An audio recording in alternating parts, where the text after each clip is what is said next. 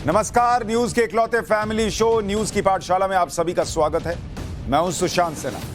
ये वो पाठशाला है जहां सबकी क्लास लगती है और खबर का हर चैप्टर इतने विस्तार से खुलता है कि आप उस खबर के मास्टर होकर निकलते हैं। पहले दिन भर की सारी बड़ी खबरों का एक साथ रिवीजन, फिर खोलूंगा पहला चैप्टर।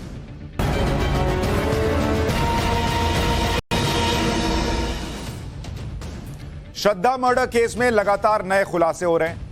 अब श्रद्धा की व्हाट्सएप चैट सामने आई। चैट में वो बता रही हैं कि आफताब उसे पीटता है। श्रद्धा ने अपने टीम लीडर से ये चैट की थी और ये चैट नवंबर 2020 की।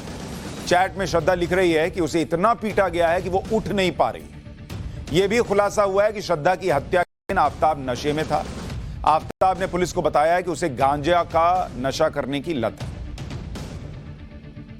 आफताब किस कदर श्रद्धा पर अत्याचार करता था उसका एक और सबूत सामने आया।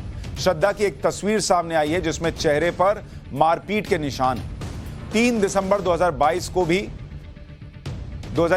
भी माफ कीजिएगा, श्रद्धा के साथ मारपीट हुई थी और इस दौरान श्रद्धा को इतनी गंभीर चोटें आई थी कि उसे वसई के एक अस्पताल में 3 दिन तक भर्ती रहना पड़ा था। श्रद्धा की एक्सरे रिपोर्ट और अस्पताल से डिस्चार्ज स्लिप इस बात के प्रमाण हैं कि उसके साथ हैवानों की तरह मारपीट की गई। श्रद्धा मर्डर केस में यह भी पता चला है कि आफताब के माता पिता को भी इस बात की जानकारी थी कि आफताब श्रद्धा को पीटता है। सूत्रों के मुताबिक आफताब का परिवार श्रद्धा को इमोशनल ब्लैकमेल करते थे ताकि वो आफताब को छोड़कर ना जाए। श्रद्धा जब भी आफताब को छोड़ने की बात करती तो आफताब सुसाइड करने की धमकी देता था।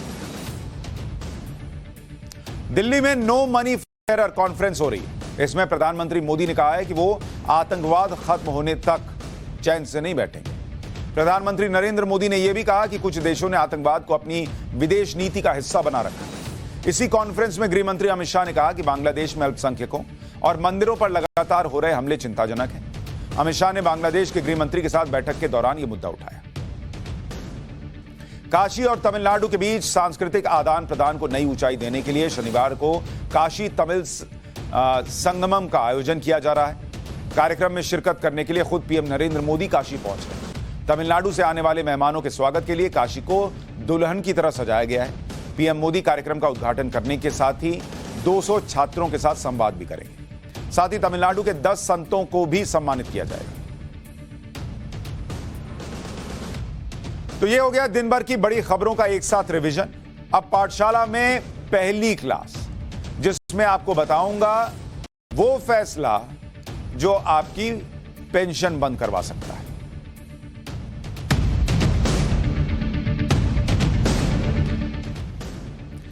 आजकल क्या है, चुनावी वादों का फैशन है और बहुत फैशन है। पहले भी चुनावी वादे होते थे, आजकल फ्री वाला थोड़ा है और थोड़ा लोगों को जितना फायदा हो जाए वो वाली बातें होती हैं। वो चुनावी वादा है पुरानी पेंशन योजना को बहाल करने का एक वादा आजकल चल रहा है चुनावों में। गुजरात हो, हिमाचल हो, हर जगह कई दलों ने पुरानी पेंशन को लागू करने की बात की है कि हम आएंगे तो आपको पुराना पेंशन सिस्टम जो था ना वो लागू कर देंगे, आपको वैसे ही पेंशन मिलेगी। पुरानी पेंशन स्कीम को वोट खींचने का नया जरिया बनाया जा रहा है। ऐसा लग रहा है कि 2024 के लिए भी इसे मुद्दा बनाने की तैयारी चल रही है। विपक्ष के कई राज्यों में पुराने पेंशन सिस्टम को लागू भी किया गया है। विपक्ष के कई राज्य इसे लागू करने की तैयारी कर रहे हैं और जहां अभी सत्ता में नहीं है वहां वादा कर रहे हैं हम आएंगे, पुराना पेंशन सिस्टम लाएंगे, चिंता मत कीजिए, लागू कर देंगे पुराना पेंशन सिस्टम। यह विपक्ष के कई दल कह रहे हैं, चुनावी वादा कर रहे हैं। आज देश के लिहाज से यह पुरानी पेंशन सिस्टम और नई पेंशन सिस्टम, यह आपको समझना चाहिए। आप पेंशन भले ना लेते हो, आप सरकारी कर्मचारी भले ना हो, लेकिन यह पूरी पेंशन सिस्टम इस देश से जुड़ा एक बड़ा मुद्दा है जो मैं आज उठा रहा हूं। पहले आपको बताता हूं कि देश के कितने और किन राज्यों में पुरानी पेंशन योजना को बहाल कर दिया गया या फिर बहाल करने की तैयारी चल रही है। छत्तीसगढ़ कांग्रेस की सरकार है, राजस्थान कांग्रेस की सरकार है, झारखंड जेएमएम की सरकार है, कांग्रेस समर्थन कर रही है। आप कहेंगे मैं कांग्रेस क्यों बता रहा हूं, अभी आपको आगे पता चलेगा कि इस पुरानी पेंशन योजना को लेकर कांग्रेस ने क्या किया था और क्या कर रही है, वो बताऊंगा, इसलिए बता रहा हूं कि इन राज्यों में किसकी सरकार है। तो छत्तीसगढ़, राजस्थान और झारखंड में पुरानी पेंशन योजना लागू कर दी गई है। पंजाब और तमिलनाडु में पुरानी पेंशन योजना बहाल करने की तैयारी चल रही है। आंध्र प्रदेश में पुरानी पेंशन योजना लागू करने पर चर्चा हो रही है। इसके अलावा गुजरात, हिमाचल प्रदेश में होने वाले विधानसभा चुनाव में कांग्रेस वादा कर रही है कि हम आएंगे गुजरात में, हम आएंगे हिमाचल में तो पुरानी पेंशन स्कीम लागू कर देंगे। गुजरात में आम आदमी पार्टी भी इसे लागू करने का वादा कर रही है। यूपी में इसी साल हुए विधानसभा चुनाव में समाजवादी पार्टी ने भी इसे लागू करने का वादा किया था, पर वो हार गई। मध्य प्रदेश में कांग्रेस नेता कमलनाथ कह चुके हैं कि सरकार बनेगी मध्य प्रदेश में तो राज्य में ओल्ड पेंशन स्कीम लागू कर दी जाएगी। यानी कांग्रेस जहां जहां सत्ता में है उनमें से कुछ जगहों पर लागू कर दिया है। कई जगह कांग्रेस वादा कर रही है कि हम पुरानी पेंशन स्कीम लागू कर देंगे। अब यह बात थोड़ी देर के लिए कि कांग्रेस पुरानी पेंशन स्कीम बहाल कर रही है या करने का वादा कर रही है, इसको थोड़ी देर अभी जेब में रखिए। अभी आगे बताऊंगा तब निकालिएगा और देखिएगा इसमें क्या निकल कर आए। अभी ये पर्चा रख लीजिए। जिस पुरानी पेंशन योजना को बहाल करने का वादा कांग्रेस, आम आदमी पार्टी और दूसरे दल कर रहे हैं, पहले थोड़ा उसके बारे में आपको बता देता हूं। पुरानी पेंशन योजना को PAYG यानी पे एज यू गो भी कहते हैं। पुरानी पेंशन योजना में सरकारी कर्मचारियों के किसी भी योगदान के बिना यानी सैलरी से किसी कटौती के बिना रिटायर होने के बाद भी गारंटीड पेंशन मिलती थी, जो महंगाई दर और वेतन आयोग की सिफारिशों के मुताबिक बढ़ती भी रहती थी। रिटायर्ड सरकारी कर्मचारी की मृत्यु के बाद उनके जीवन साथी को पेंशन मिलती थी। मतलब अगर मैं सरकारी कर्मचारी हूं, मेरी मृत्यु हो जाए तो मृत्यु के पहले मुझे पेंशन मिल रही है और मेरी मृत्यु के बाद मेरे घर वालों को पेंशन मिलेगी। यह पुरानी पेंशन स्कीम में था।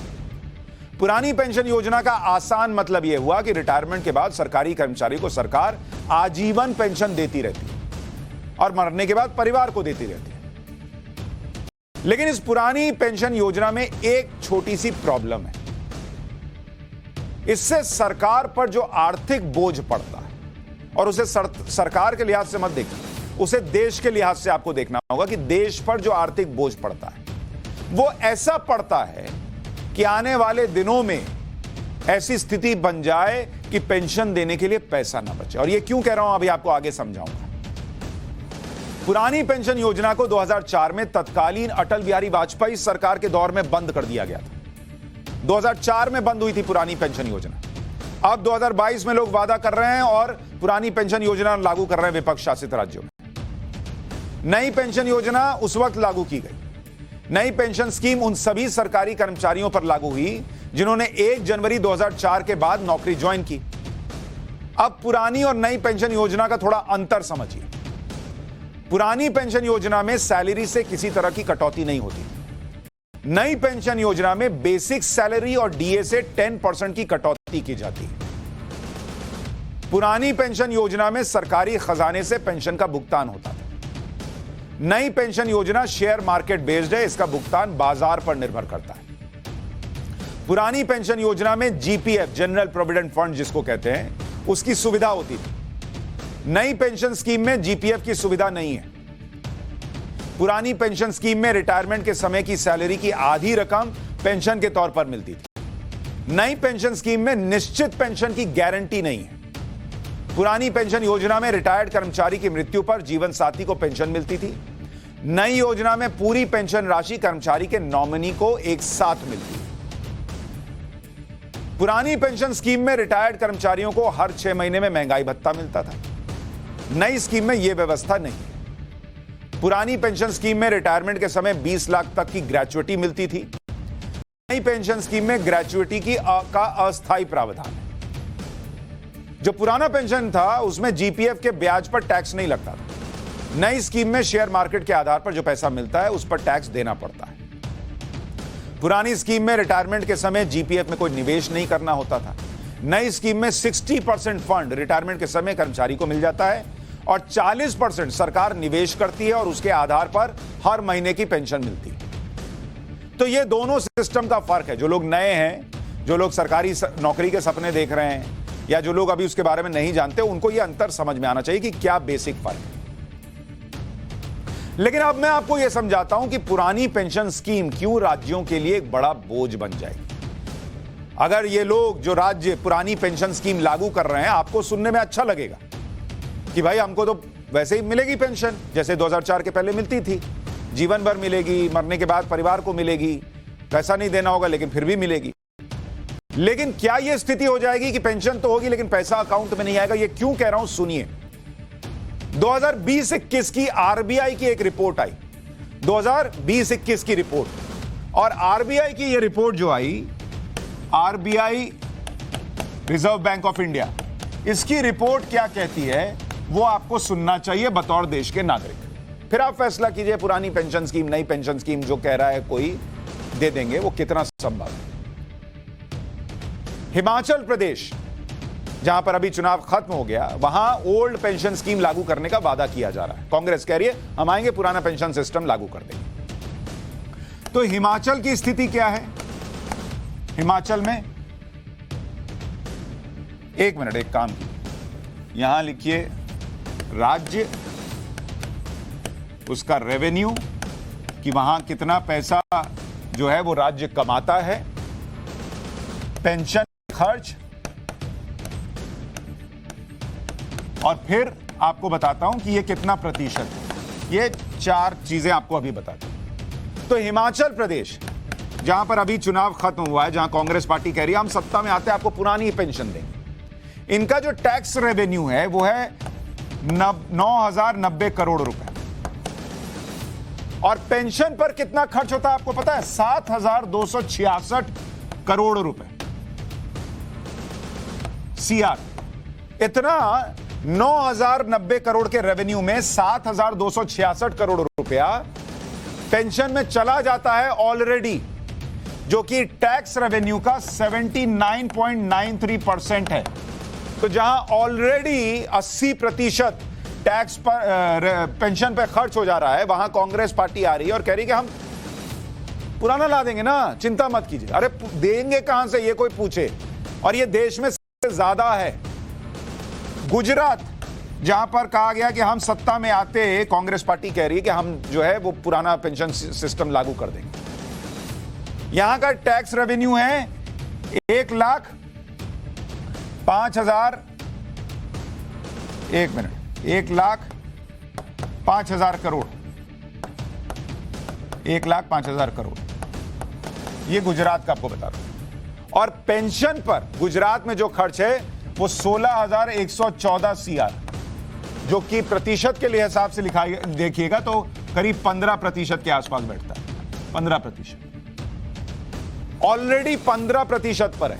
कांग्रेस करिए हम आएंगे और पुराना लागू कर देंगे। अगर आप राजस्थान में देखिएगा तो राजस्थान, जहां कांग्रेस की सरकार है और जहां पुराना पेंशन सिस्टम लागू कर दिया गया, वहां ऑलरेडी जो नया पेंशन सिस्टम था उसमें 30% का खर्च था, 30%। अब ये नया जो लागू किए हैं, मतलब पुराना जो लागू कर दिए हैं, नया को हटा के, उसका खर्च जो बढ़ेगा वो अभी अगले फाइनेंशियल ईयर में पता चलेगा, अभी तो देना शुरू किए। और ये 30%, अपने पूरे रेवेन्यू का 30%, अगर आप सरकारी कर्मचारियों को पेंशन देने में खर्च कर रहे हैं तो जो बाकी लोग हैं वो पूछेंगे भाई हम पे क्या खर्च कीजिएगा, हमको कहां से दीजिएगा? आप तो जितना 100 रुपया कमा रहे हैं, 30 रुपया खाली पेंशन में दे रहे हैं। स्कूल कैसे बनेगा, अस्पताल कैसे बनेगा, सड़कें कैसे बनेंगी? जो बाकी प्राइवेट लोग हैं जो टैक्स भर रहे हैं वो कहेंगे हम कहां से दे, हमारे लिए कब करोगे, कहां से करोगे? छत्तीसगढ़, यहां पर कितना हो गया भाई? छत्तीसगढ़ में अभी जो पेंशन पर रेवेन्यू का जो खर्च हो रहा है वो 24% के प्लस है, 24%। अब इन्होंने भी लागू कर दिया पुराना सिस्टम, अब ये और ऊपर जाएगा।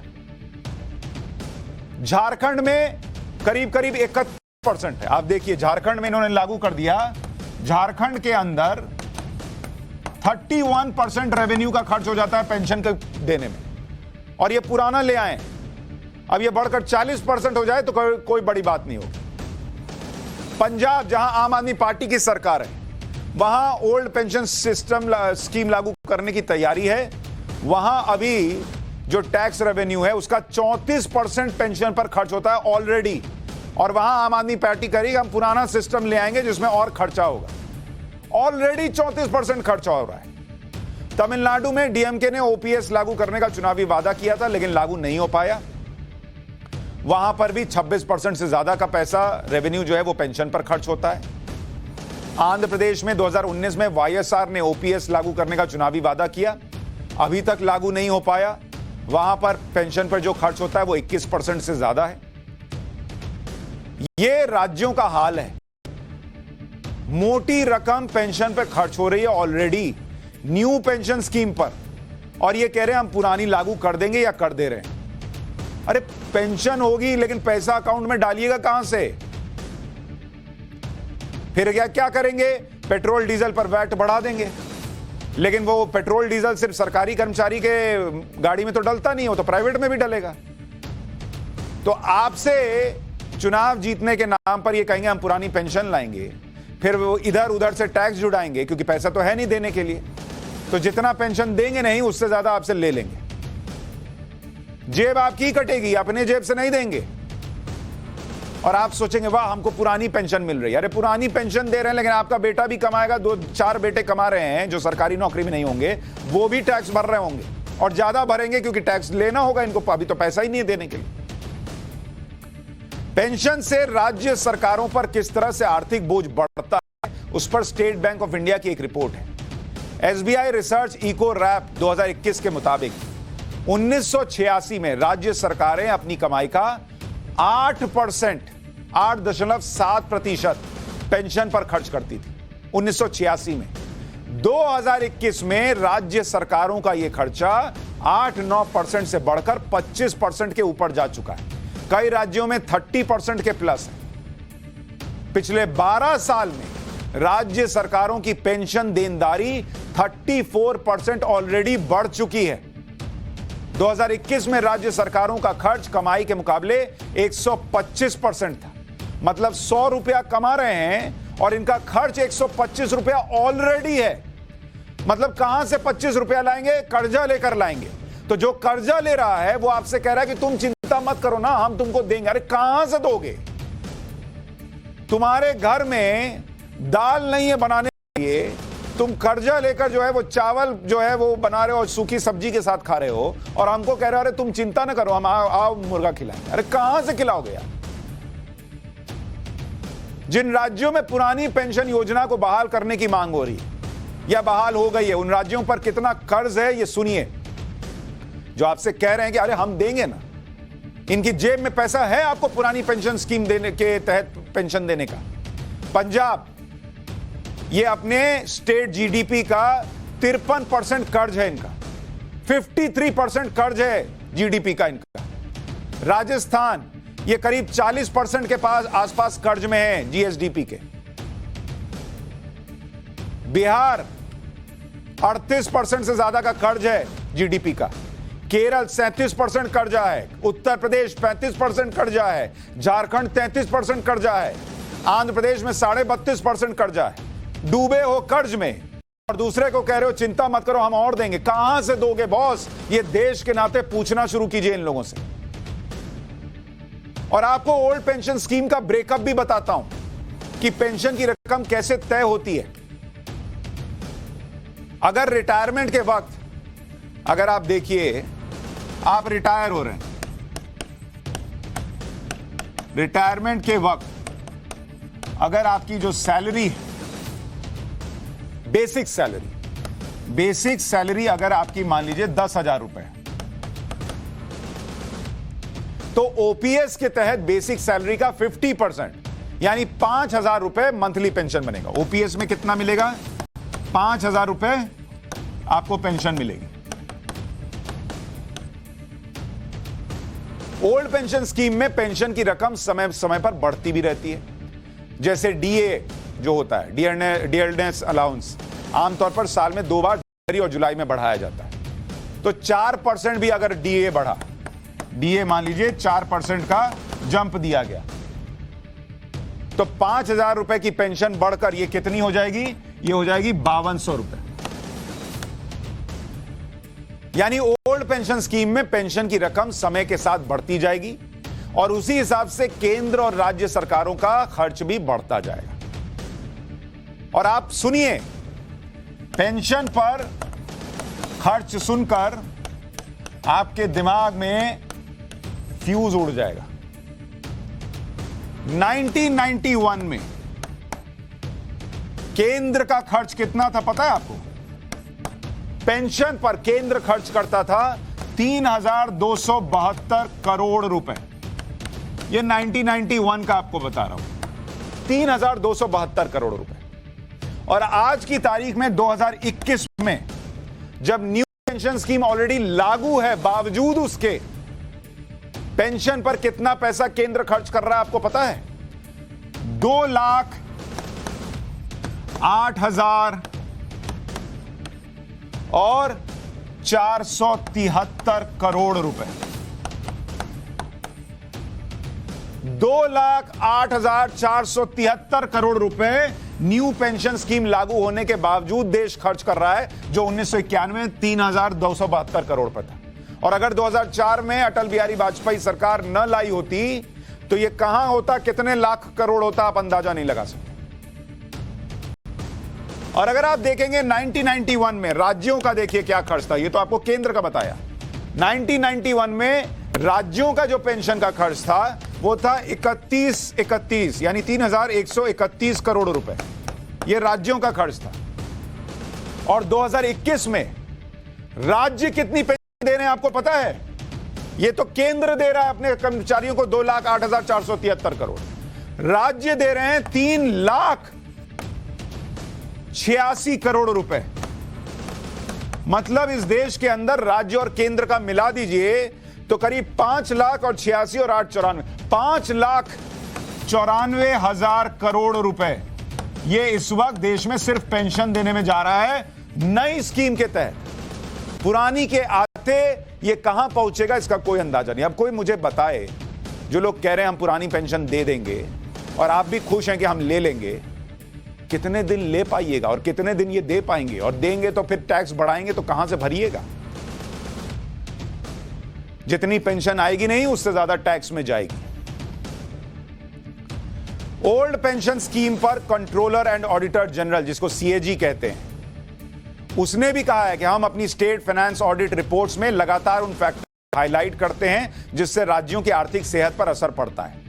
आरबीआई और 15th फाइनेंस कमीशन की तरफ से भी उन फैक्टर्स को ध्यान में रखा जाता है जिसमें वित्तीय खतरे शामिल हैं, जैसे टैक्स से कमाई का कम होना, कुछ राज्यों में ओल्ड पेंशन स्कीम को रिलॉन्च करना। सुन रहे हैं? ओल्ड पेंशन स्कीम को रिलॉन्च करना कह रहे हैं राज्यों के लिए खतरा है। बिजली वितरण कंपनियों पर बढ़ता कर्ज और समय समय पर किसानों की कर्ज माफी, ये सब शामिल है। इसके अलावा नीति आयोग के पूर्व उपाध्यक्ष अरविंद पनगड़िया ने ओल्ड पेंशन स्कीम को दोबारा लागू करने को पाप बताया। बोले पाप है बॉस देश के साथ ये। इसे ये कहकर खारिज कर दिया कि राज्य इसका बोझ ही नहीं उठा पाएंगे। एक इंटरव्यू में अरविंद पनगड़िया ने कहा कि उन्हें नहीं लगता कि कोई भी राज्य ओल्ड पेंशन स्कीम का वित्तीय भार उठा सकता है, क्योंकि इसमें देनदारी काफी बड़ी है। इस स्कीम को फाइनेंस करने के लिए उन्हें टैक्स से हुई कमाई से पैसा निकालना होगा, लेकिन टैक्स से कमाई है कहां? हो सकता है कि अगले 10 साल में राज्यों की ग्रोथ बढ़ जाए, फिर भी जितना पैसा चाहिए उसके लिए काम नहीं है। वो कह रहे भाई आप ऑलरेडी कर्ज में हो, कहां से दोगे? अरविंद पनगड़िया ने आगे समझाते हुए कहा कि मेरे ख्याल में लोकतंत्र में कुछ वादे सरकार करती है, ये वादे किस तरह के होते हैं ये मायने रखता है। जैसे वो स्कीम ठीक है जिसमें वन टाइम ट्रांसफर हो, इससे आने वाली सरकारों पर ज्यादा वित्तीय बोझ नहीं पड़ता, लेकिन यह सही नहीं है कि आप चुनाव जीतने के लिए राज्य की देनदारी बढ़ा दें। और जैसे ओल्ड पेंशन स्कीम का उदाहरण लीजिए, जाहिर सी बात है जो पार्टी इसको लागू करना चाहती है उनके लिए तो ये काफी आकर्षक है, क्योंकि स्कीम से को फाइनेंस करने से जो सबसे जल्दी देनदारी बनेगी वो 2034 में जाकर बनेगी। खेल समझ रहे हैं आप पार्टियों का। इसे आपको अच्छे तरीके से अगर समझना है तो ऐसे समझिए कि आमतौर पर लोगों की सर्विस कितनी होती है? 30 साल की होती है, उसके बाद वो रिटायर होते हैं। तो जिन लोगों ने 2004 में नौकरी ज्वाइन की वो 2034 में रिटायर होंगे। यानी जो लोग पुरानी पेंशन स्कीम का वादा कर रहे हैं उनकी सरकार अगर अभी बन गई तो उन पर तो 2034 तक कोई देनदारी ही नहीं बनेगी। उसके बाद जो आएगा वो देखेगा, जैसे पहले चलता था, ऑयल बॉन्ड जारी कर दो, जो आएगा तो भरेगा। भर रहे हैं अभी वाले, वैसे ही पेंशन के लिए बोल दो, जो आएगा वो भरेगा। कांग्रेस के डेटा एनालिटिक्स डिपार्टमेंट के प्रमुख प्रवीण चक्रवर्ती खुद ओल्ड पेंशन स्कीम पर सवाल उठा रहे हैं। नीति आयोग के पूर्व उपाध्यक्ष अरविंद पनगड़िया के विचारों से सहमति जता दी प्रवीण ने। एक ट्वीट कर दिया कि गुजरात में 6.5 करोड़ लोग हैं, करीब 3 लाख सरकारी कर्मचारी हैं ओल्ड पेंशन स्कीम के टैक्स रेवेन्यू का 15% खर्च करना होगा। तो ऐसा क्यों हो कि टैक्स पेयर का 15% हिस्सा मात्र 0.5% लोग पर खर्च हो जाए, क्योंकि उतने ही सरकारी कर्मचारी हैं। तो वो कह रहे 15% 100 रुपया है, और उसका 15 रुपया आप किस पे खर्च कर रहे हैं? उन लोगों पर जिनकी संख्या 0.5%। तो कह रहे बाकी क्या मुंह टेकेंगे? और उन्होंने कहा कि अरविंद पनगड़िया ने एकदम सही सवाल उठाया। इसके बाद कांग्रेस ने प्रवीण के बयान को खारिज कर दिया, यह कहते हुए कि यह निजी राय है, उन्हें इसे सार्वजनिक नहीं करना चाहिए। लेकिन मैं आपको इतिहास भी बताता हूं। जो कांग्रेस, मैंने आपसे कहा था ना कि ये पर्ची यहां रखिए, जो कांग्रेस वादा कर रही है हिमाचल में, गुजरात में और अपने राज्यों में लागू कर रही है, अब वो पर्ची निकालिए, अब वो पर्ची याद कीजिए, और अब मैं आगे का हिस्सा बताता हूं। 22 दिसंबर 2003 को अटल बिहारी वाजपेयी की सरकार में ओल्ड पेंशन स्कीम को हटाकर नई पेंशन स्कीम लागू की गई। 2004 में यूपीए सरकार पावर में आई। अगर ये ओल्ड पेंशन स्कीम ही अच्छी थी तो वो चाहती तो अटल बिहारी सरकार की इस नई पेंशन स्कीम को लागू करने के फैसले को पलट सकती थी, तभी पलट देते। लेकिन यूपीए सरकार ने ऐसा नहीं किया, बल्कि इस स्कीम का समर्थन किया। 21 मार्च 2005 को यूपीए सरकार लोकसभा में pension fund regulatory and development authority of India को स्थापित करने के लिए एक बिल लेकर आई।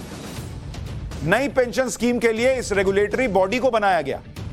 तब वित्त मंत्रालय की तरफ से कहा गया था कि बिल्कुल सही समय है पेंशन रिफॉर्म के लिए, क्योंकि हमारी वर्किंग पॉपुलेशन काफी यंग है। इसके बाद तत्कालीन प्रधानमंत्री मनमोहन सिंह ने पेंशन रिफॉर्म पर मुख्यमंत्रियों की बैठक भी बुलाई।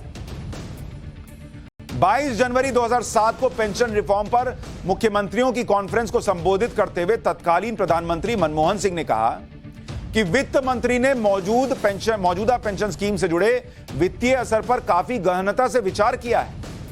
सरकार के हर स्तर पर बढ़ते पेंशन बिल को भविष्य में फाइनेंस करना मुश्किल होगा। ये तब कह रहे हैं, 2007 में कह दिए थे कि आगे नहीं हो पाएगा, और यहां 2022 में कांग्रेस कह रही है कि हम देंगे ना, चिंता मत करो। अभी कोरोना का संकट गया है, लेकिन ये देंगे।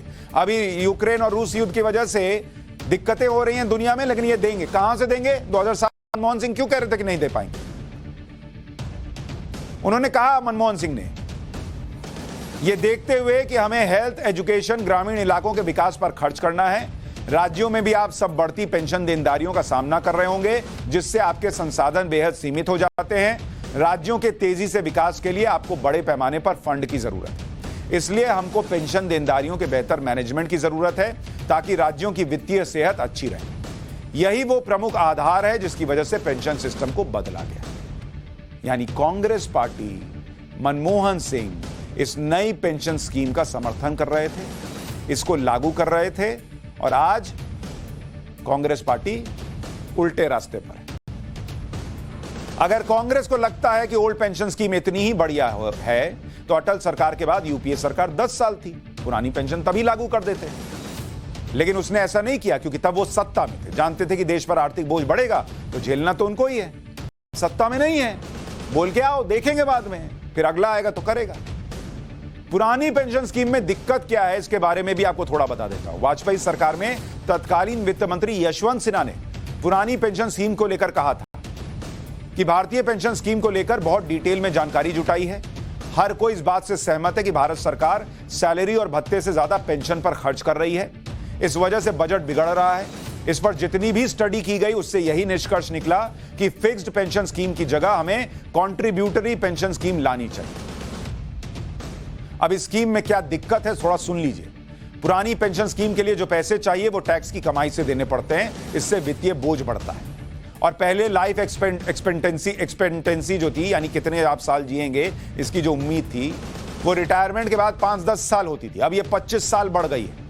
और सिर्फ रिटायर हो चुके कर्मचारी को पेंशन नहीं देनी, उसकी मौत के बाद उनके परिवार को पेंशन देने का प्रावधान है। इससे सरकार का बोझ बढ़ता चला है।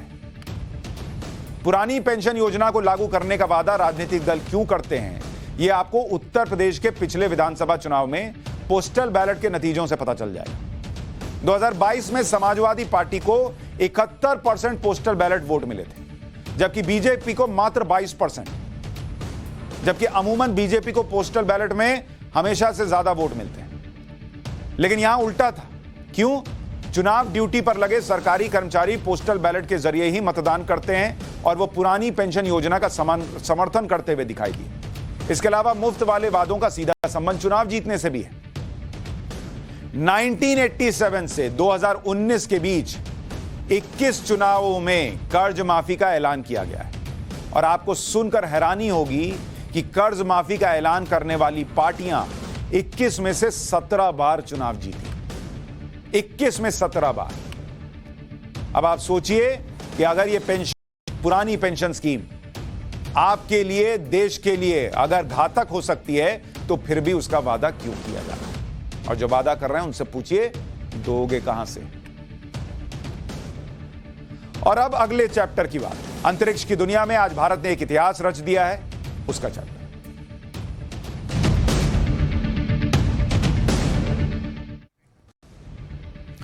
आज भारत के पहले प्राइवेट रॉकेट विक्रम एस को सफलतापूर्वक लॉन्च किया गया। ध्यान से सुनिए, पहला private rocket Vikram S rocket अपने साथ 3 सैटेलाइट लेकर गया। आज मैं आपको बताऊंगा कि नरेंद्र मोदी का एक फैसला और कैसे 2 लड़कों ने यह कमाल किया, और जो कहते हैं कई बार आग लगा दी, आग लगा दी, आग लगा दी, वो आग कैसे लगाई अंतरिक्ष की दुनिया में, वो आपको बताऊंगा। श्रीहरिकोटा के सतीश धवन स्पेस सेंटर से आज सुबह 11:30 बजे इस रॉकेट को लॉन्च किया गया। कमर्शियल स्पेस एक्सप्लोरेशन को प्रमोट करने वाली भारत की नोडल एजेंसी इन स्पेस ने Vikram S sub orbital vehicle को लॉन्च की मंजूरी दी। इस मिशन का नाम प्रारंभ दिया गया। रॉकेट का नाम विक्रम एस भारत के स्पेस प्रोग्राम के जनक माने जाने वाले विक्रम साराभाई के नाम पर रखा गया। मिशन के सफल होने पर प्रधानमंत्री मोदी ने भारत के लिए इसे ऐतिहासिक क्षण बताया। पीएम मोदी ने कहा कि यह भारत की प्राइवेट स्पेस इंडस्ट्री के लिए बहुत अहम पड़ाव है। विक्रम एस रॉकेट लॉन्च से भारत की स्पेस इंडस्ट्री को नया बूस्ट मिला है। आपको विक्रम एस की लॉन्चिंग के मिशन प्रारंभ के बारे में जानना चाहिए, जिसने स्पेस के फील्ड में प्राइवेट प्लेयर्स के लिए नए रास्ते खोल दिए। इसरो ने, इंडियन स्पेस रिसर्च ऑर्गेनाइजेशन जिसको कहते हैं, उसने स्काई रूट के रॉकेट्स के लॉन्च के लिए मिशन प्रारंभ शुरू किया। इसके तहत विक्रम सीरीज के कई रॉकेट लॉन्च किए जाने हैं। विक्रम सीरीज का सबसे पहला रॉकेट विक्रम एस है जो आज लॉन्च हुआ। इस विक्रम 1, विक्रम 2 और विक्रम 3 रॉकेट भी लॉन्च होगा। विक्रम 1 रॉकेट ऐसा होगा कि 24 घंटे में असेंबल करके लॉन्च। मतलब आप बोलिए कि कल रॉकेट भेज सकते हो, 24 घंटा दीजिए, अभी भेज देते हैं। 24 घंटे में असेंबल, सीधा आसमान में। फिर आएगा विक्रम 2 और विक्रम 3, इसको लॉन्च करने में 72 घंटे लगेंगे, कि मतलब 3 दिन का वक्त दीजिए। आप थोड़ा छुट्टी उट्टी बना के आइए वीकेंड पे, फ्राइडे सैटरडे संडे घूम के आइए, मंडे लॉन्च कर देंगे, ये हिसाब रहेगा। 3 दिन में रॉकेट लॉन्च। ये तीनों रॉकेट अपने सेगमेंट में दुनिया में सबसे सस्ते और प्रभावी भी होंगे। आपको आज लॉन्च हुए रॉकेट विक्रम एस की खासियत के बारे में बताता हूं। विक्रम एस की लंबाई 8 मीटर है। इसे कार्बन फाइबर से बनाया गया है। कुल वजन 546 किलो है। चौड़ाई 1.24 मीटर है। रफ्तार 6174 किलोमीटर प्रति घंटा है, जो हाइपरसोनिक स्पीड। 83 किलो वजन 100 किलोमीटर ऊपर तक यह ले जा सकता है। 155 सेकंड में, मतलब 2-2.5 मिनट में 90 किलोमीटर के आसपास ऊपर चला गया। 2-2.5 मिनट में 90 किलोमीटर ऊपर। ऑर्बिट में तीनों सैटेलाइट को सफलतापूर्वक छोड़ा गया। Skyroot company Vikram S rocket को लॉन्च करके जेफ बेजोस और रिचर्ड ब्रेसनन की कतार में शामिल हो गया। अमेज़न के जेफ बेजोस जो है ना, उनकी एक स्पेस कंपनी है ब्लू ओरिजिन, और रिचर्ड ब्रेसनन की स्पेस कंपनी है वर्जिन गैलेक्टिक। ये पहले ही इस तरह के रॉकेट लॉन्च कर चुके हैं। अब भारत में प्राइवेट प्लेयर्स ने कर दिया है। ये हमारी कामयाबी। लेकिन इसके पीछे नरेंद्र मोदी का क्या फैसला है, 2 लड़के क्या हैं, जरा भी सुनिए। स्पेस सेक्टर में प्राइवेट प्लेयर्स को एंट्री देने के बाद से 2 साल में 102 स्टार्टअप इसरो के साथ टाई अप कर चुके हैं। स्काई रूट कंपनी पहली स्टार्टअप थी जिसने साल 2020 में इसरो के साथ टाई अप किया। ये वो 2 लड़के हैं। इन्होंने वाकई आग लगा दी है। वो दंगे करने वाली आग नहीं, जो कहते हैं ना आग लगा दी, वो आग लगाई है इन्होंने। आपको स्काई रूट की कहानी बताता हूं, इन 2 लड़कों की कहानी बताता हूं। इनका नाम है पवन कुमार चांदना और भारत डेका, जो स्काई रूट के को फाउंडर हैं। दोनों आईआईटी से पढ़े हुए हैं। भारत डेका ने इसरो में नौकरी भी की है। पवन चांदना को भी स्पेस लॉन्च व्हीकल इंडस्ट्री का अनुभव है। दोनों ने नौकरी छोड़ दी और 2018 में स्काई रूट एरोस्पेस स्टार्टअप की शुरुआत की और मात्र 4 साल में प्राइवेट रॉकेट लॉन्च कर दिया। 4 साल के अंदर प्राइवेट रॉकेट हवा में। इस बीच उन्होंने अपनी टीम में देश के महानतम स्पेस इंजीनियर्स और पद्मश्री से सम्मानित लोगों को जोड़ा। अकेले नहीं किया। हालांकि स्काई रूट के सामने फंड की दिक्कत थी। कहां से आएगा? इतने लोगों को पैसा देंगे, इतना पैसा कहां से लगेगा? लेकिन इन्होंने हार नहीं मानी। उन्हें सरकार से भी मदद मिली। देश के कई नामी सीईओ के सपोर्ट के साथ उन्होंने असंभव को संभव कर दिया। सितंबर 2022 में स्काई रूट ने 416 करोड़ का फंड जुटा लिया। स्काई रूट का टारगेट है अगले 10 साल में कम से कम लागत और ज्यादा से ज्यादा क्षमता के साथ 20,000 सैटेलाइट लॉन्च कर देना। 20,000 सैटेलाइट।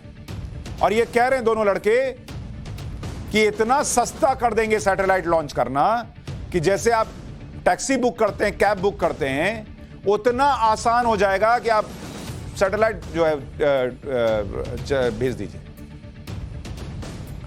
मतलब वो ट्विटर वाला एलन मस्क जो है, जिसका इस तरह का काम भी है, उसको टक्कर देंगे हमारे भारतीय लड़के। भारत के लिए यह बड़ी उपलब्धि इसलिए है क्योंकि अभी भारत के स्पेस एक्टिविटी का काम इसरो की तरफ से किया जाता था। आप नहीं सुनते थे कि इसरो ने लॉन्च कर दिया, इसरो ने लॉन्च कर दिया। अब इसरो के अलावा भी लोग कर रहे हैं, प्राइवेट प्लेयर कर रहे हैं। यह पहला मौका है जब स्पेस सेक्टर में प्राइवेट प्लेयर की एंट्री हुई है। सिंगल स्टेज वाले इस रॉकेट को एक Indian startup Skyroot aerospace ने बनाया और कंपनी सिर्फ 4 साल पुरानी है। करीब 10 प्राइवेट फर्म और हैं जो स्पेस में अपने प्रोडक्ट लॉन्च करने की तैयारी में। प्राइवेट प्लेयर्स की एंट्री से भारत के एरोस्पेस इंजीनियर्स को नए मौके मिल रहे हैं। उन्हें अब इसके लिए विदेश जाने की जरूरत नहीं है। साल 2020 में ही, जो मैं आपसे कह रहा था ना, नरेंद्र मोदी के फैसले का क्या योगदान है, 2020 में नरेंद्र मोदी सरकार ने स्पेस सेक्टर को प्राइवेट प्लेयर्स के लिए खोला था। मोदी जी का इतना टैलेंट है, सब इसरो में तो नहीं आएगा ना, खोल दीजिए। देखें जरा अपने प्राइवेट लोग क्या करते। हो गया, चला गया रॉकेट। प्राइवेट प्लेयर्स को न सिर्फ रॉकेट और सैटेलाइट बनाने की इजाजत दी गई, बल्कि इसरो की लॉन्चिंग फैसिलिटी को इस्तेमाल करने की इजाजत दी गई कि अगर तुम्हारे पास लॉन्चिंग फैसिलिटी नहीं है, आओ यहां से इसरो से करो। क्योंकि वो प्राइवेट प्लेयर हो सकता है, लेकिन है तो अपने देश का ना, नाम तो अपने देश का होगा। जून 2020 में भी भारत सरकार ने स्पेस यानी Indian National Space Promotion and Authorisation Centre नाम की एक एजेंसी का गठन किया।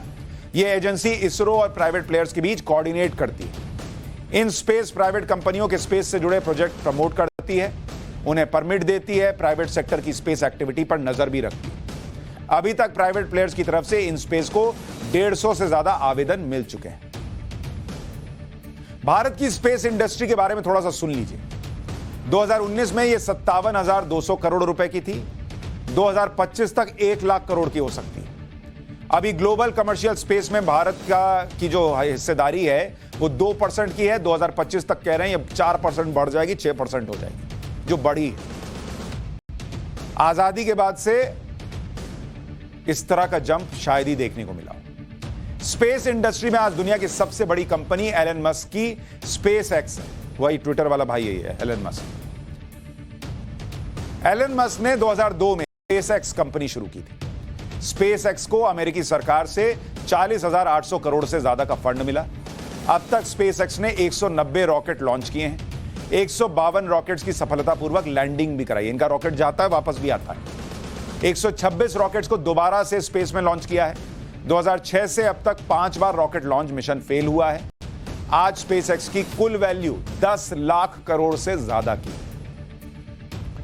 एलन मस्क की कंपनी ने 20 साल में 10 लाख करोड़ रुपए तक का सफर किया, जबकि भारत की स्काई रूट ने मात्र स्थापना के 4 साल के अंदर सफल रॉकेट लॉन्च करके दिखा दिया और तेजी से फंड जुटा रही है। यानी यह कहा जा सकता है कि आने वाले वक्त में भारत के पास अपना एलन मस्क होगा। उससे बेहतर होगा भाई, एलन मस्क क्या होगा। यह पॉसिबल हो रहा है प्रधानमंत्री नरेंद्र मोदी के स्पेस को लेकर जो उनका विजन है उसके कारण, जिन्होंने 2020 में स्पेस इंडस्ट्री को प्राइवेट सेक्टर के लिए खोला। स्पेस इंडस्ट्री को लेकर पीएम मोदी कह चुके हैं कि भारत का अंतरिक्ष अभियान आत्मनिर्भर भारत का सबसे बड़ा प्रतीक है। तो भारत अब स्टार्स की दुनिया में प्राइवेट प्लेयर्स के जरिए भी जा रहा है। लेकिन अब जरा उन स्टार्स की बात करते हैं जो यहां जमीन पर रहते हैं, बॉलीवुड के स्टार्स। फ्राइडे की स्पेशल क्लास, और इसमें आपको बताता हूं कि लगातार फ्लॉप हो रही हिंदी फिल्मों की वजह से आजकल बड़े बड़े फिल्मी स्टार क्यों घर में रहने वाले हैं।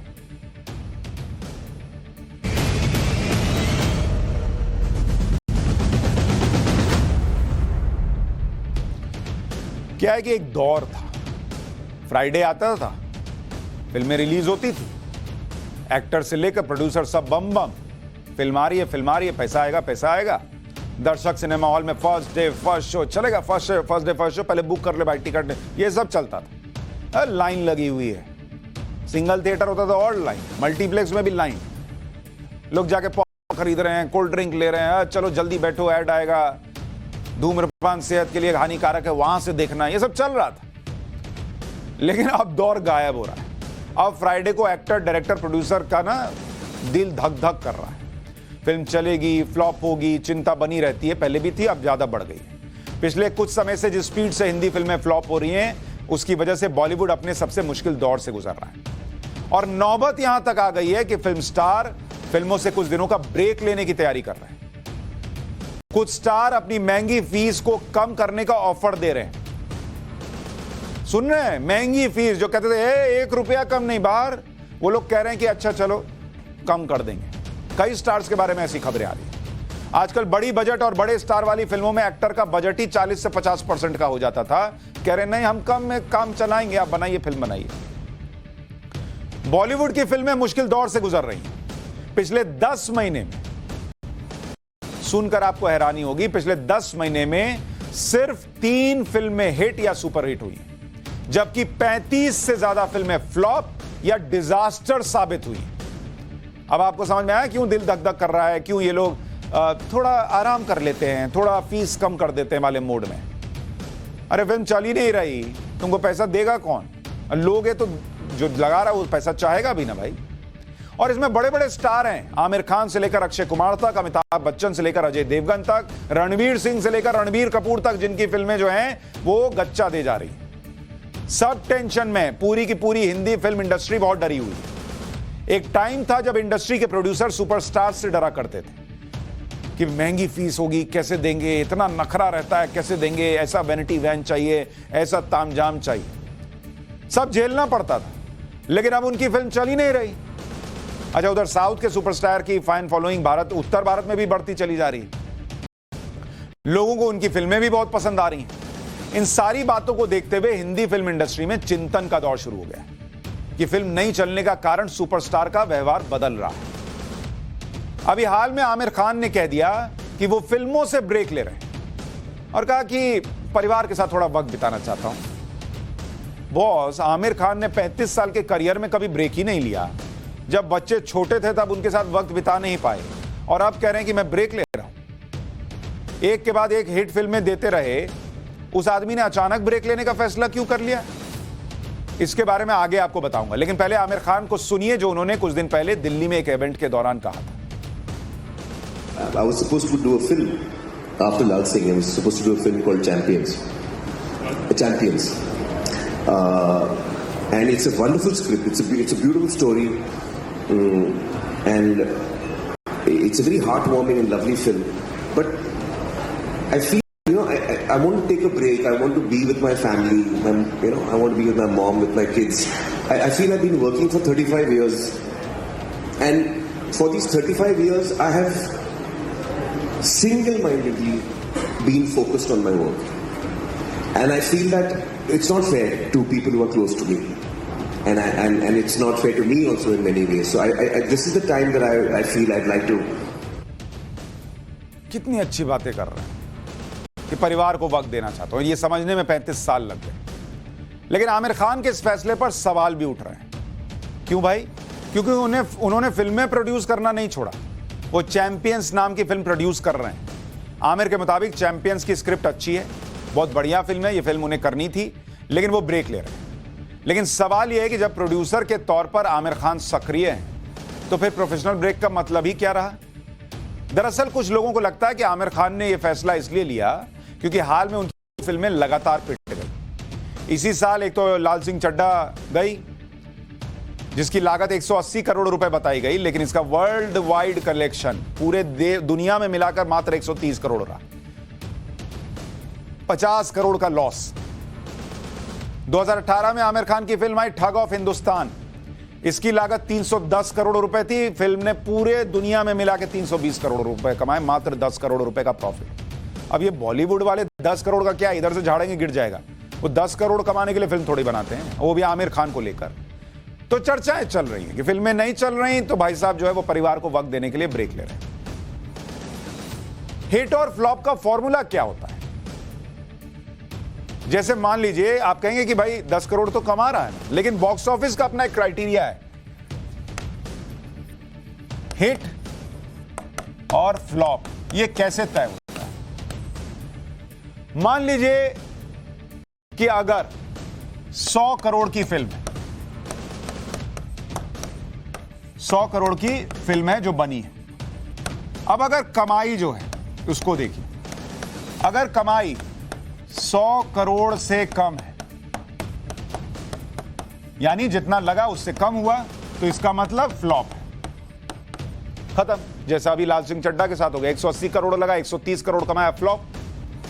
अब अगर मान लीजिए कि 125 करोड़ के आसपास है, मतलब 20-25% कमा लिया, या 120 करोड़ कह लीजिए, 100 से 120 करोड़ कमाया, तो इसको कहते हैं कि एवरेज है, कि ठीक है, साधारण चल गया।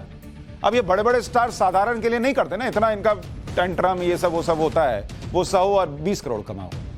फिर होती है कि भाई आपने मान लीजिए 100 करोड़ लगाया और 125 से 175 करोड़ कमा लिया, तो इसको कहते हैं चलो हिट तो हो गई, मतलब कम से कम 25% पैसा तो निकला। और सुपर हिट के लिए कहते हैं कि आपने अगर 100 करोड़ लगाए हैं तो इसके बदले आप 175 करोड़ से लेकर 200 करोड़ तक कमा लिए, मतलब पैसा डबल हो गया, तो कहते सुपर हिट फिल्म। और ब्लॉकबस्टर जिसको कहते हैं वो 200 करोड़ प्लस, 100 करोड़ लगाए और 200 करोड़ से ज्यादा कमाया, तो कह देते हैं कि ब्लॉकबस्टर फिल्म। दंगल, RRR ये सब फिल्में ब्लॉकबस्टर फिल्म है। पिछले कुछ सालों में हिंदी फिल्म के ज्यादातर फिल्म स्टार, डायरेक्टर, प्रोड्यूसर के कान सुपरहिट शब्द सुनने के लिए भी तरस गए, ब्लॉकबस्टर तो बहुत दूर की बात है।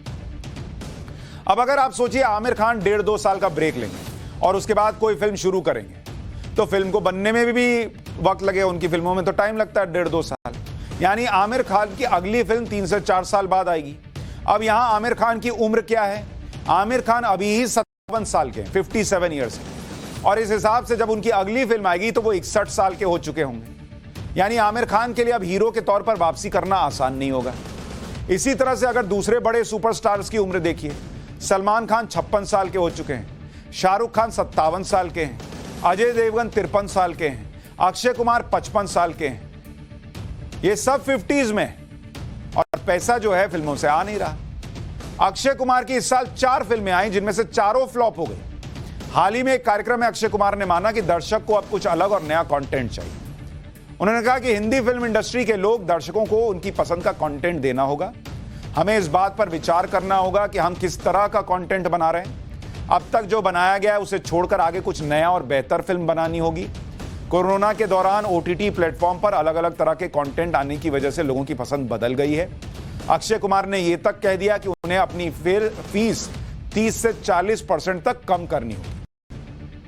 कहा यह जाता है कि आमतौर पर अक्षय कुमार एक फिल्म के 100 करोड़ रुपए चार्ज करते हैं, तो इस हिसाब से अब वो 60 से 70 करोड़ रुपए चार्ज करेंगे, ये कहा जाता है। सोच रहे कहां 100 करोड़ और कहां 60-70 करोड़। तो ये बॉलीवुड का हाल हो गया है। अब कहते हैं ना कि वो तुम्हें किसी पागल ने काटा होगा तभी तुम इतना पैसा लगा के फिल्म बनाओ। तो उधर तो काट नहीं रहा, तो लोग इतना पैसा लगा के फिल्म बना नहीं रहे, लेकिन इधर काट रहा है। पाठशाला में अब कुत्ते बिल्ली का चैप्टर, जो आपका अकाउंट खाली कर देंगे।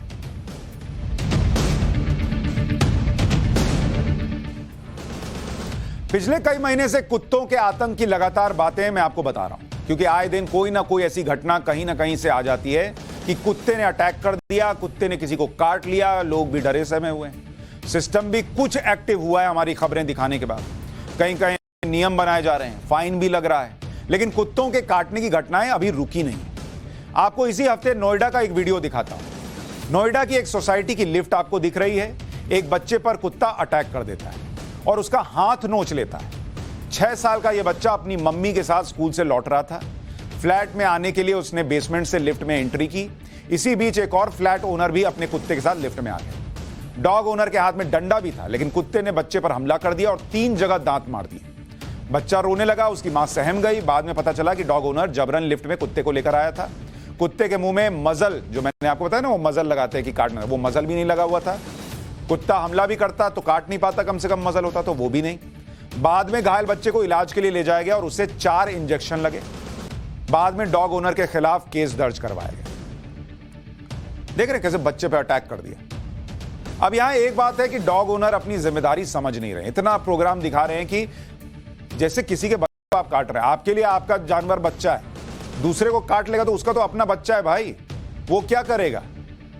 और गलती जानवर की नहीं है, गलती तो डॉग ओनर की है। वो क्यों जबरन छोटी सी लिफ्ट में कुत्ते को लेकर गया, वो भी तब जब लिफ्ट में बच्चा था, महिला थी। आप देख रहे हैं ऐसे केसेस हो चुके हैं। ऐसे लापरवाह लोगों पर तो कड़ा एक्शन होना चाहिए। अगर आप कुत्ता पालने का शौक रखते हैं, कुत्ता प्रेमी हैं, तो कुत्ते को पालने में सावधानी रखिए ना बॉस, नहीं तो भारी भरकम फाइन के लिए तैयार रहिए, जैसा गुरुग्राम में हुआ है, जिसको पहले गुड़गांव कहते थे। गुरुग्राम में डिस्ट्रिक्ट कंज्यूमर फोरम ने कुत्ता काटने की घटना में 2 लाख रुपए का फाइन लगा दिया है कि 2 लाख रुपया काटा है तुम्हारा कुत्ता। तो गुरुग्राम में एक मेड को एक पालतू कुत्ते ने काट लिया, जिससे उसे गंभीर जख्म हुए और उसे दिल्ली के अस्पताल में रेफर किया गया। मेड को काटने वाला कुत्ता डोगो अर्जेंटीनो नस्ल का था। यह डोगो अर्जेंटीनो जो है वो एक शिकारी कुत्ता होता है, जो 80,000 रुपए से 1 लाख रुपए तक में मिलता है। इसको पालने पर भी बैन है, पर पाला था भाई ने। तो कंज्यूमर फोरम ने नगर निगम को कहा कि पीड़ित को 2 लाख रुपए का मुआवजा दिलवाइए, चाहे तो डॉग ओनर से मुआवजे की रकम वसूल कीजिए। गुरुग्राम की उपभोक्ता अदालत ने अपने आदेश में 11 विदेशी नस्ल के कुत्तों के पालने पर अब प्रतिबंध लगा दिया। इनमें अमेरिकन पिटबुल टेरियर्स, जिनके बारे में बताया था बड़े खतरनाक होते हैं, Dogo Argentino, Rottweiler, Neapolitan, mastiff, Boerboel, ऐसा ऐसा नाम बोलने में गला सूख रहा है, पर्सेनेरियो, wolf dog, band dog, American bulldog, Fila Brasileiro और केन कोर्सो शामिल है। कंज्यूमर फोरम ने नगर निगम से कहा कि अगर किसी ने इन खतरनाक नस्ल के कुत्ते पाले हैं तो उनका रजिस्ट्रेशन तुरंत रद्द कर दीजिए और खतरनाक कुत्तों को नगर निगम की कस्टडी में ले लीजिए। गुरुग्राम की उपभोक्ता अदालत ने यह भी कहा कि एक घर में सिर्फ एक ही कुत्ता पाल सकते हैं। हर कुत्ते का रजिस्ट्रेशन हो, रजिस्टर्ड कुत्ते के गले में कॉलर भी लगा होना चाहिए। पब्लिक प्लेस में कुत्ता जाएगा तो मुंह में लगा होना ही चाहिए, यह गुरुग्राम में कह दिया गया है। अच्छा, सिर्फ वही नहीं हुआ है, नोएडा अथॉरिटी में भी कुछ दिन पहले इसी तरह का नियम पालतू जानवरों जैसे कुत्ते और बिल्ली के लिए बनाया गया। बिल्ली भी है यहां नोएडा में। 31 जनवरी 2023 तक सभी पालतू कुत्ते और बिल्लियों का रजिस्ट्रेशन कराना अनिवार्य होगा। रजिस्ट्रेशन नहीं कराने पर जुर्माना लगेगा। 31 जनवरी 2023 तक पालतू कुत्तों की नसबंदी और एंटी रेबीज वैक्सीनेशन भी कराना होगा। ऐसा नहीं होने पर 1 मार्च 2023 से हर महीने 2,000 रुपए का जुर्माना लगेगा। तो कुत्ता रख रहे हैं तो जुर्माना भरने के लिए भी तैयार रहिए अगर नियम फॉलो नहीं कीजिएगा। इसके अलावा नोएडा में RWA, AOA के लिए भी कुछ नियम बनाए गए हैं। जैसे बीमार या हिंसक हो चुके स्ट्रीट डॉग्स के लिए डॉग शेल्टर का निर्माण संबंधित RWA करेगी और उसके रखरखाव का जिम्मा भी RWA और AOA उठाएगी। सोसाइटी के बाहर कुत्तों के फीडिंग प्लेस और वहां खाने पीने की व्यवस्था फीडर्स RWA करेंगे। फीडर्स उनको कहते हैं जो आवारा कुत्तों को खाना खिलाते हैं। तो कुत्ता को खाना खिलाने का शौक है तो उसके लिए शेल्टर भी आपको ही बनाना पड़ेगा। अगर कोई कुत्ता सार्वजनिक जगह पर गंदगी करता है तो उसे साफ करने की जिम्मेदारी पेट ओनर की होगी। करेगा वो, साफ आप करेंगे। पालतू कुत्तों के लिए बनाए नए नियम में जो सबसे महत्वपूर्ण नियम है, अब उसके बारे में सुनिए। 1 मार्च 2023 के बाद पालतू कुत्ता या बिल्ली अगर किसी को काट लेता है तो पेट ओनर पर 10,000 रुपए का जुर्माना लगाया जाएगा। इसके अलावा कुत्ते या बिल्ली के हमले में घायल व्यक्ति के इलाज का पूरा खर्च पेट ओनर को उठाना होगा। तो 10,000 फाइन प्लस हॉस्पिटल का बिल। यह सब इसलिए हो रहा है, एक तो हमने पाठशाला में खबर दिखाकर लोगों को अवेयर करने की भी कोशिश की है और प्रशासन से भी कहा कि यह कीजिए, और वो होता दिख रहा है। और हम ये मुद्दा इसलिए उठा रहे हैं क्योंकि ये बड़ा गंभीर होता जा रहा है। आपको एक और वीडियो दिखाता हूं। यह वीडियो कहां का है इसकी पुष्टि नहीं हो पाई, लेकिन इसमें आप देखिए कैसे एक कुत्ते ने दूसरे कुत्ते पर हमला कर दिया, उसके एक हिस्से को पकड़ लिया कान के पास। लोग कोशिश कर रहे थे लेकिन कुत्ते ने कुत्ते को छोड़ा ही नहीं। भयानक है, कुत्ते ने कुत्ते का कान खा लिया। आपको यह जानना चाहिए कि जब खतरनाक नस्ल वाले कुत्ते हमला कर दें तो क्या करना चाहिए। जैसे पिटबुल जो है वो कई बार पकड़ लेता है, छोड़ता नहीं। करना क्या है जब ऐसा हो? तो पिटबुल की पूंछ पकड़ने की कोशिश करनी चाहिए, क्योंकि पूंछ बहुत सेंसिटिव होता है। लोग क्या करते हैं, मुंह छुड़ाते। मुंह मत छुड़ाइए, मुंह तो उसने पकड़ रखा है, उसकी पूंछ पकड़िए, वो सेंसिटिव है। पूंछ को पूरी ताकत से पीछे खींचने पर पिटबुल का मुंह खुल जाएगा और वो अपना शिकार छोड़ देगा। अच्छा, पूंछ खींच के आप भी भाग लीजिए, क्योंकि वो छोड़ेगा तो फिर आप पे अटैक करेगा। कौन पूंछ खींचा भाई? तो ज्यादा वहां खड़े रह के बताइएगा नहीं कि मैं हूं। खींचिए और निकलिए। पिटबुल ने हमला कर दिया तो बचने के लिए उसकी नाक पर तेजी से मुक्का मारना चाहिए, लेकिन अपने हाथ बचाकर। नाक बहुत नाजुक होती है और इस पर हमला होने से पिटबुल आपको छोड़ दे। पिटबुल छोड़े ना छोड़े, घंटी बज गई है, मुझे आपका साथ छोड़ना होगा। तो आज के लिए पाठशाला में इतना ही, लेकिन आपको यह भी बता दूं कि कल से अब रात 9 बजे शनिवार और रविवार को भी न्यूज की पाठशाला आएगी। बहुत सारे लोग कह रहे थे कि शनिवार और रविवार को मुझे मिस करते हैं, तो मैंने कहा मिस क्यों करते हैं, मिलिए 9 बजे शनिवार रविवार को भी, फिर तो सोमवार है ही।